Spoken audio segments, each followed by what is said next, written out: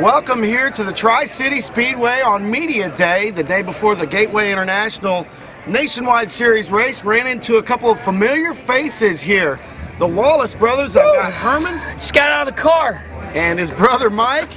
That was the Packer truck you were running, Herman. Well, I had to get Tri-City Speedway ready for this big Lucas Oil race, and I hear we got Moyer coming in.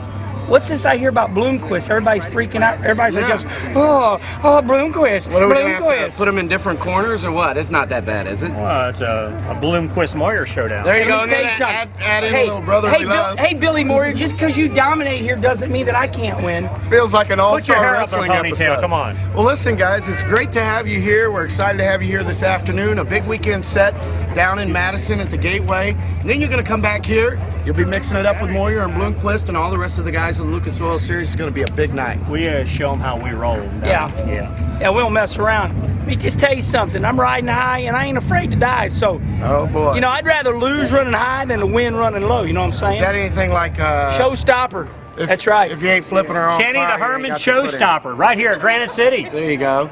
Well, I tell you, moving on in with this, I was just talking with Kevin Gundecker, the track owner. Who's that? The track owner. Oh, okay. You guys know a little bit about him, I guess. Probably taking him out of a few races, out of the ballpark. Mike has.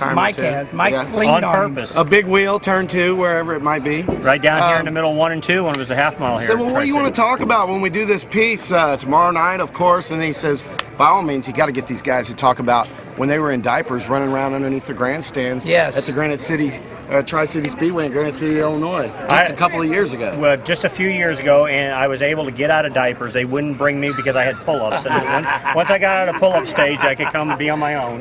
And Kenny, we carted him around, but you know, he's the youngest one of the family. He's I'm the baby. I'm baby. Most sheltered, quiet, reserved individual. So I used to come to the racetrack here at Granite.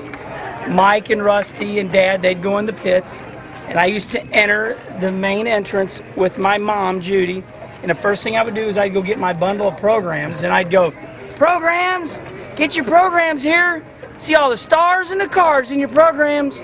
I Names, numbers, cars, and stars. 25 or 50 cents. Souvenir programs. I think Ed Bloom used to run the track. I think he gave me like $5 one time. I was like, That's probably how you financed your first ride, huh? Hell yeah. There you go. Well, I tell you, I'm interested. Well, I've got you here. You both have had long NASCAR careers. You, on this hand, seem to be having a heck of a season thus far. Why don't you tell us a little bit about it? Well, you're just having a really good year in the Geico Toyota Camry. We're 8th in the points. We, of course, we're all trying to win a race.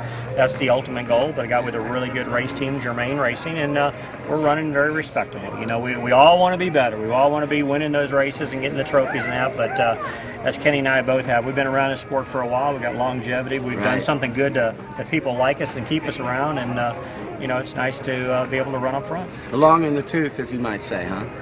Yeah. Maybe. What the hell's that mean? It means you're getting old. I also want to ask you, how are things going for you, man? You seem to be, your media career just as brilliant as your racing career. How in the world do you juggle that? Well, I really don't like doing the media. It's just that couldn't prove it by well, it comes naturally. He's so incredibly talented. How can you not do something like that? Do you think he's about ready to take his training wheels off in front of the camera? For example, I'm a wrestler too. Oh, really? What's your alias? Well, right now, let's say, for example, I'm putting him in a headlock right now. Off the top rope. Hey, are you familiar with Ric Flair? Yeah, here, hold my helmet. Yeah, no. Watch. No, watch it. Watch. This is the Ruck. Nature Boy. Nature Boy down at the Chase 35 years ago. The strut. What have I got? No, just watch yourself. Here's the strut. Woo! Oh, like a Ric Flair. There you have it. Off the top rope. Oh, you want to see my championship belt? Right there. Now I want to see his Harley race off the top rope knee drop. Can you manage that one? No? I'm a little too old for that. Hey, David Strummy, come here. Oh boy. We ain't messing around here. We might as well make this Look good. Here. One of your cohorts here, right here in the middle.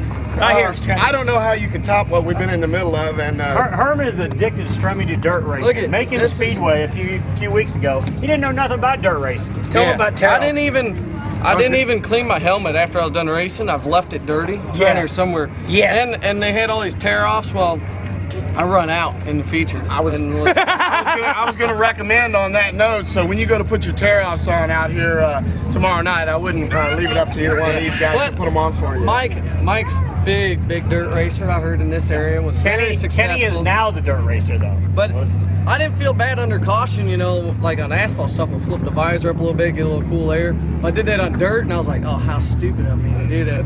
But Mike, we were all in the van, we're riding. He's like, man, I went to go flip my visor, and I got thinking, man, I don't need to do that. And I was like, ooh, I'm glad I didn't. But you know what the big thing though, David, you know, you peeled that last tariff off when you did that slide job on Bloomquist to take the lead, that 50 lapper. You don't need them after that, do you? When you take the lead, you don't need any more tariffs, do you? I mean, you know, Bloomquist is like, who's the hell's this Check guy? it out. Gotta love the dirt in the helmet. There you go. Well, hey, real quickly, we were just talking about these guys being in diapers running in their grandstands. What's your first impression of this place? I love it. It's a very clean place. You can tell the owners take a lot of pride in what they have here, and I think it looks like it's a fun place to race on. We'll see tonight. Hey, we gotta quit. I hear a race car. There you go. Hey, I'm along with David Stremme, the Wallace brothers, Kenny and Mike. I'm Scotty Cook. Thank you guys for logging on. And Friday night. that was awesome.